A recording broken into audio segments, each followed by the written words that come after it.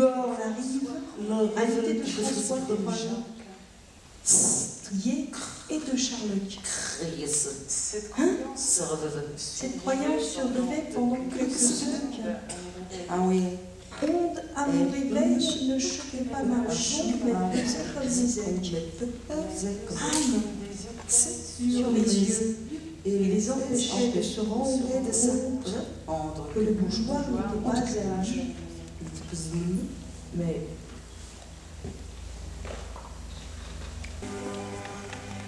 discours inaugural du Centre national de la faute d'orthographe.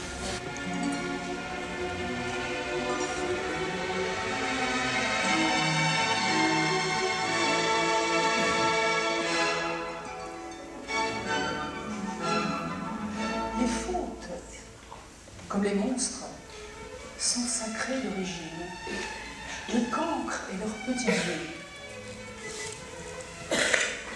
De même que les fautes d'orthographe constituent des mots chimériques, les assemblages inhabituels de membres ou de têtes d'animaux fabriquent des monstres dont certains deviennent des dieux. Qui a un corps d'homme et une tête de loup, c'est Anubis. Ainsi, de nos fautes, de nos insuffisances naissent des dieux, et il en demeure des traces dans toutes nos orthographes dévoyées. Une langue fixée est une langue sèche. Comme une mer enserrée est condamnée par évaporation à se concentrer et à terme à dépérir dans la saumure, cet assèchement, s'il convient à la conservation de la morue, conduit à la mort d'une langue.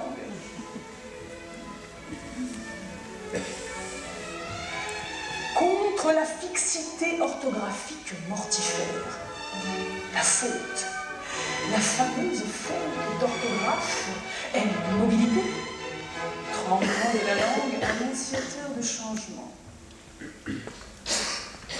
Elle est expressive et participe souvent à l'œuvre écrite. Si l'orthographe est respectable dans tout texte qui doit faire l'objet d'une information partagée, fiche technique d'un micro-ondes, hélas, en général mal rédigé, vœu du président de la République, avertissement d'un danger d'électrocution, dysfonctionnement d'une chasse d'eau, etc. Cette orthographe normative n'a rien à voir avec un texte poétique. Une lettre d'amour, lettre de jalousie, sérénade, menace de mort, dénonciation, insulte à un voisin de palier, etc. Nous avons l'intention de défendre non pas n'importe quelle faute d'orthographe, mais bien celle qui signifie, celle qui, si on la corrige, fait perdre le sens.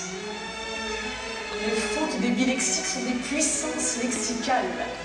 Je vous embrasse tous.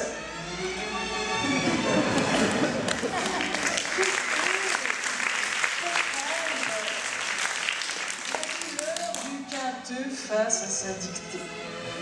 Il faut s'instruire à fauter, organiser à l'école des dictées avec faute. Les textes des bilexiques sont trop vibrants de ce fourmillement d'inventions minimes qui ébouriffent le lecteur. En réalité, il ne devrait y avoir de faute que lorsqu'il y a malentendu, doute sur le sens. Sinon, pourquoi accabler des générations de pauvres élèves, les dégoûter de la lecture et les laisser dormir devant la télévision où aucune orthographe n'est exigée, pas même un bon parler.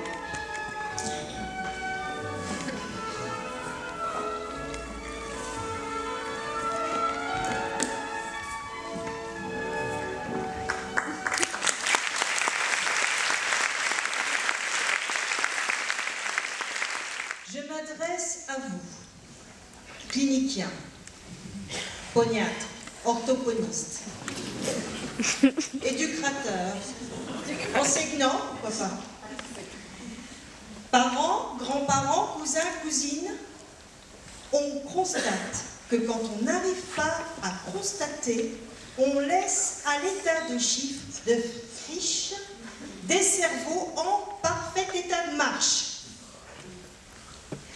Mais surtout, et ça il faut le dire une fois plutôt que deux, on leur laisse porter comme une faute constante leur mauvaise perforation scolaire, en les chargeant de tout ce qui va mal. Alors ça abîme la confiance, ça casse la joie de dire, ça fait souffrir sans pouvoir le dire, parce que le mauvais élève a d'abord tort, en fait. On dit que c'est un feignant et tout ce qui s'ensuit. Il est dans la lune, étourdi. Bon, ça c'est pour les plus gentils. Hein. Médiocre, mauvais, n'écoute pas, ne travaille pas, peut mieux faire. Ça fait une bonne couche. Si on regarde bien, et c'est pas facile de se sentir tout le temps léger avec ce beau manteau de plomb. Enfin, après le dépistonnage, il est bien temps de parler de la rééducation, qui ne peut quand même pas prendre 18 ans, sinon on ne s'en sort pas. Il faut trouver des solutions. Demander à un dyslexique de n'utiliser qu'une petite partie de son cerveau dans certains exercices, c'est comme de demander à la mer d'entrer en entier dans une bouteille. C'est impossible, et puis ça sert à rien.